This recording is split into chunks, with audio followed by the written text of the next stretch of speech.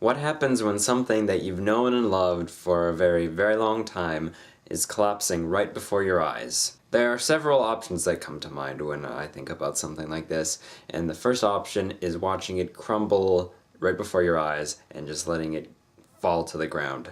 The second option, much like the first one, but a little different this time, is walking away while you still can and pretending that it doesn't exist anymore. Well, actually, you know that it still exists, but you don't want to actively participate in it anymore. And the third option is helping it grow and helping it become better than what it was before. To be honest, the first and second options are very, very easy to accomplish. Watching it crumble before your eyes is just really simple. You can just sit there and relax, kick your feet up, and do what you're doing.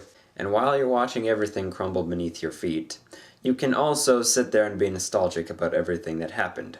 You can think about how everything used to be. You can think about how you thought everything would stay perfect forever and that nothing would ever go wrong and that this would be a perfect, perfect little world.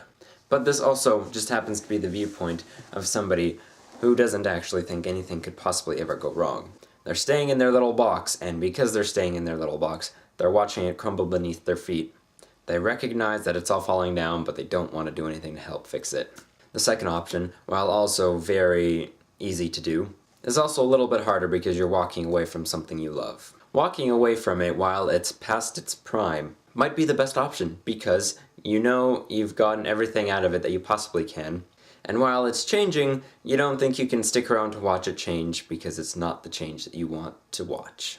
Well, moving on is also an easy option. It's going to be in your blood for a very long time still, and it's going to be really, really hard to get away from that. And that's why maybe the hardest option is the third one, and that's helping burn everything to the ground and creating it back up again. Because you know what? Maybe everything that it was before was pretty crappy. And once you find out that everything was really crappy, you don't want to ruin the nostalgia that you had for it. So what do you want to do? You want to do options 1 or 2. Trying option 3 will make things a lot better for a lot of the other people that are going to come along after you, and you know what? Maybe changing the guard is a good thing, but you may not have to leave to change the guard properly. If you're one of the ones that sticks around and helps change the guard, maybe, just maybe, things will be better than they were before. You'll just have to stick around and watch everything change in front of you. It might be good change, it might not be a good change. But if that change is needed, it'll stick, and it'll be better for everybody involved.